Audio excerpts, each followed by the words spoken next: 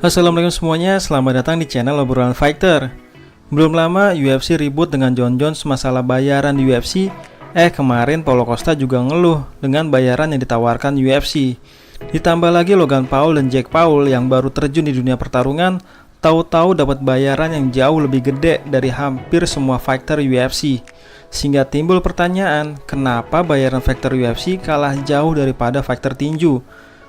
Sebagai contoh, bayaran paling besar di UFC masih dipegang oleh Khabib Nurmagomedov, yaitu sekitar 85 miliar rupiah. Sedangkan waktu Canelo menang dari Callum Smith, Canelo mendapat bayaran 284 miliar rupiah. Lalu apa penyebabnya gaji fighter MMA kalah jauh dengan fighter tinju? Ada 3 faktor. Yang pertama, tinju lebih dulu ada. Tinju udah populer sejak era Muhammad Ali, yaitu sejak tahun 70-an, di mana pertarungan terbesarnya dengan Joe Frazier ditonton oleh 300 juta pemirsa di seluruh dunia. Bahkan di TV, untuk satu Muhammad Ali saja, penontonnya bisa mencapai hampir 4,7 miliar pemirsa. Itu tahun 70-an loh. Belum lagi era 80-an, makin populer di tangan Marvin Hagler, Sugar Ray dan Mike Tyson. Dan puncaknya di tahun 90-an, di mana banyak fighter yang tidak asing di telinga kita, seperti Roy Jones Jr., Bernard Hopkins, Oscar De La Hoya, Lennox Lewis, Evander Holyfield, dan yang paling populer, yang gue yakin, kalau emak-emak ditanya siapa petinju yang emak kenal, pasti jawabannya Mike Tyson. Lalu kepopuleran tinju diteruskan oleh Pac-Man, Floyd Mayweather, Ryan Garcia, Canelo, Anthony Joshua, Tyson Fury, dan masih banyak lagi. Sedangkan MMA baru mulai dipopulerkan tahun 93, yaitu di UFC 1, dan baru benar-benar populer sekitar tahun 2015-an, di mana Conor McGregor mengalahkan Jose Aldo dengan sangat spektakuler, dan makin populer saat Conor double champ, dan mulai terkenal di Indonesia semenjak Khabib menang dari Conor McGregor. Artinya, tinju populer karena sudah lebih dulu populer 30 tahun sebelum UFC itu ada. Sedangkan UFC baru populer sekitar 6 tahun yang lalu. Bahkan kalau ngomongin masalah populer, temen gue yang awam aja nggak tahu kalau UFC itu beda dengan MMA. Padahal MMA itu cabang olahraganya, sedangkan UFC itu adalah promotornya. Malah orang awam masih nggak tahu apa itu MMA.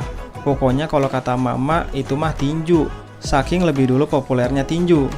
Faktor kedua yaitu hak siar. Karena jelas-jelas MMA jauh lebih ekstrim daripada tinju, jadi tentu televisi lebih memilih menayangkan tinju. Ya makin ekstrim, TV makin takut menayangkannya, karena banyak batasannya. Sedangkan tinju, pagi-pagi juga kita bisa nonton di TV.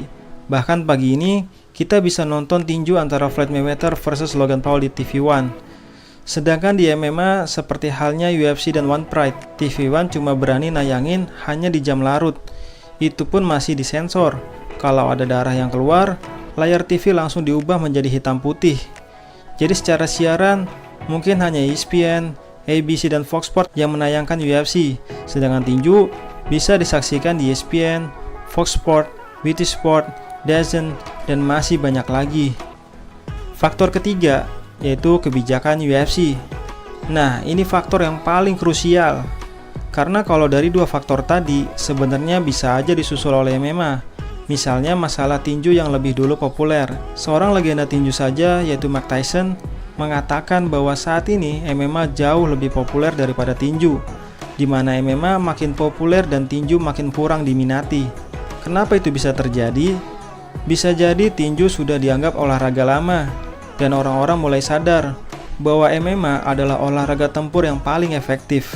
Sehingga dengan menonton UFC, orang-orang bisa mendapatkan ilmu dan hiburan. Karena bisa jadi, sekarang orang yang nonton tinju itu hanya petinju dan fans lama. Maksud gue, di dunia ini sangat banyak pecinta olahraga tempur. Jadi nggak terlalu besar kemungkinan pencinta gulat nonton tinju, atau pecinta Brazilian Jiu-Jitsu nonton tinju.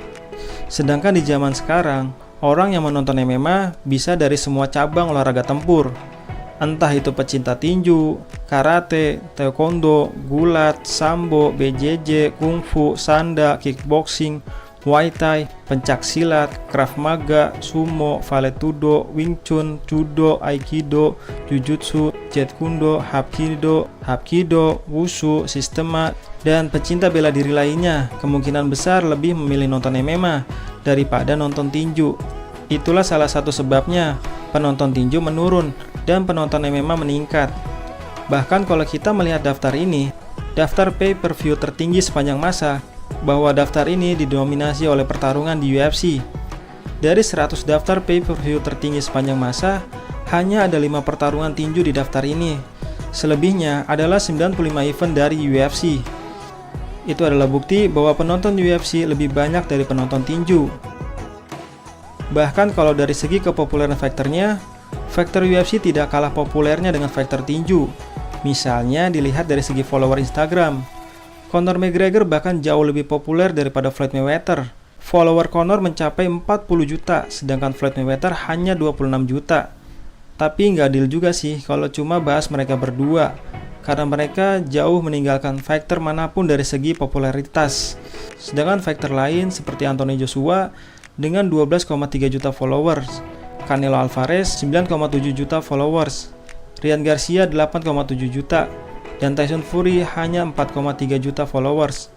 Sedangkan fighter UFC seperti Khabib, followersnya lebih banyak dari Floyd Mayweather, yaitu dengan 28,7 juta. Lalu Jon Jones dengan 5,8 juta followers, Nate Diaz dengan 4,8 juta followers. Sedangkan Anderson Silva, George St. Pierre, Zubair Tukhugov, dan Khamzat Chimaev masing-masing di atas 3 juta followers. Dan masih banyak lagi fighter UFC yang followersnya di atas 1 juta. Tapi kenapa bayaran Conor McGregor dan Khabib lebih kecil dari Floyd Mayweather?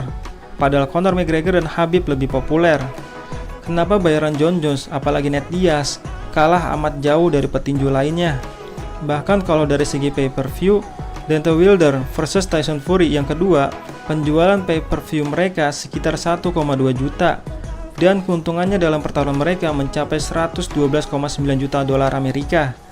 Di mana menurut berita yang beredar, bahwa Wilder pulang membawa 30 juta dolar Amerika atau sekitar 427 miliar. Sedangkan Tyson Fury pulang membawa 40 juta dolar Amerika atau sekitar 569 miliar rupiah. Sedangkan pertarungan Jorge Masvidal melawan Kamaru Usman di UFC 251, penjualan pay-per-view-nya mencapai 1,3 juta. Tapi Kamaru Usman pulang hanya dengan 630 ribu dolar Amerika. Apalagi Masvidal pulang hanya dengan bayaran 530 ribu dolar Amerika. Angka yang sangat tidak adil, mengingat fighter MMA jauh lebih berbahaya daripada fighter tinju.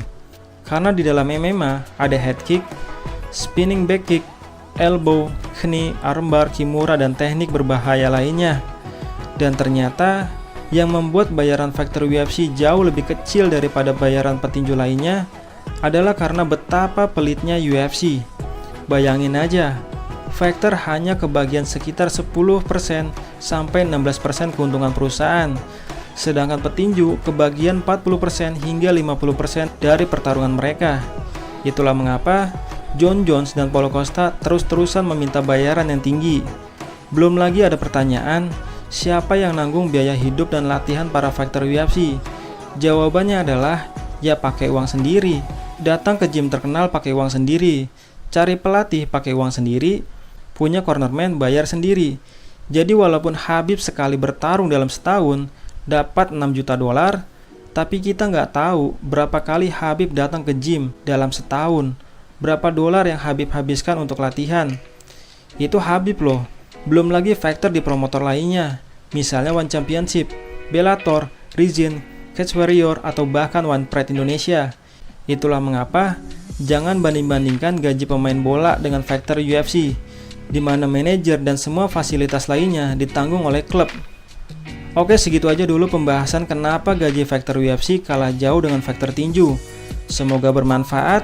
Kalau ada pertanyaan atau bantahan, ayo kita diskusi dengan sehat di kolom komentar.